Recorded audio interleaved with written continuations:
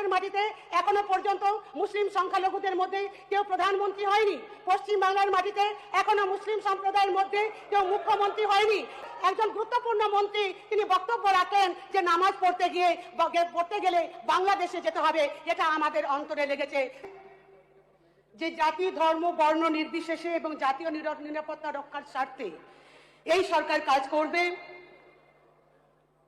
এটা সত্যি যে যখন প্রথম পশ্চিমবাংলার মাটিতে বিজেপির নেতৃত্বে সরকার গঠন হয় তখন যারা আমরা সংখ্যালঘু সম্প্রদায়ের মানুষ তারা আমরা প্রচুর আতঙ্কে ছিলাম এবং গ্রামের মানুষের মধ্যে একটা আতঙ্ক ছড়াচ্ছিল বা এখনো আছে যে আমরা কি করব।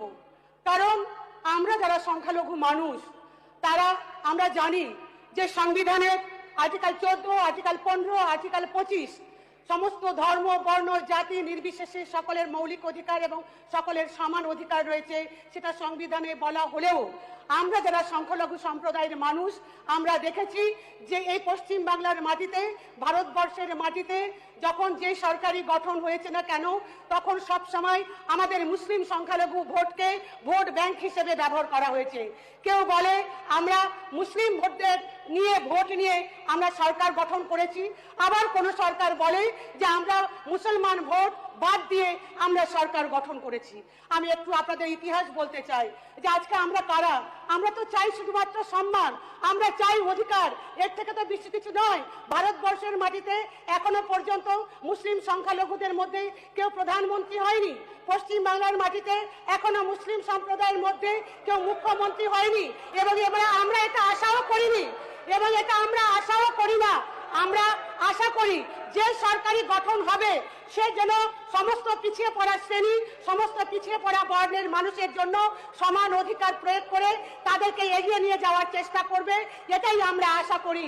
কিন্তু আজকে আমরা দেখতে পাচ্ছি যে আজকে ঈদের নামাজকে কেন্দ্র করে সরকার যে সিদ্ধান্ত নিয়েছে আমরা তাকে সাধুবাদ জানিয়েছি, কিন্তু সাধুবাদ জানানোর পরেও আমরা দেখলাম এই সরকারের একজন গুরুত্বপূর্ণ মন্ত্রী এসআইআর হয়ে যাওয়ার পরেও অনুপ্রবেশ এবং আমাদের যারা অনুপ্রবেশের মধ্য দিয়ে এবং এসআইআর এর মধ্য দিয়ে এখানে যারা উপযুক্ত নাগরিক সেটা সঠিক হয়ে যাওয়ার পরেও একজন গুরুত্বপূর্ণ মন্ত্রী তিনি বক্তব্য রাখেন যে নামাজ পড়তে গেলে বাংলাদেশে যেতে হবে। এটা আমাদের অন্তরে লেগেছে।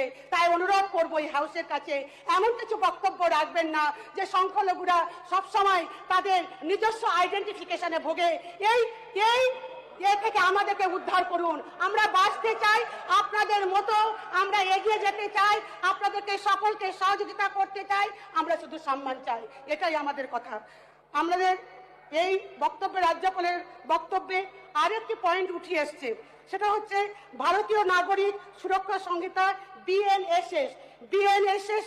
আমরা দেখলাম এখানে একটা যে আমাদের যে নিয়ম রয়েছে বা আইন রয়েছে তাতে সেখানে হাতকড়া পরানো যায় না এবং হাতকড়া পরাতে গেলে সেটা যে অপরাধী তার পারমিশন নিয়ে হাতকড়া পরাতে হয়। কিন্তু আমরা দেখতে পেলাম যে আজকে আমাদের যেই হোক না কেন বিভিন্ন পদাধিকারী হোক কিংবা বিভিন্ন আমাদের যারা আমাদের জনপ্রতিনিধি হোক যারা অপরাধী তাদেরকে আমরা কি দেখলাম যে পুলিশের সামনে যে অপরাধ করেছে তার যদি অপরাধ এতটাই চরম হয় তার জন্য ফাঁসি দিয়ে দিক, আমাদের আপত্তি নেই, কিন্তু পুলিশের সামনে থুতু দেওয়া হচ্ছে, গলায় মালা দেওয়া, গলায় জুতোর মালা পরানো হচ্ছে।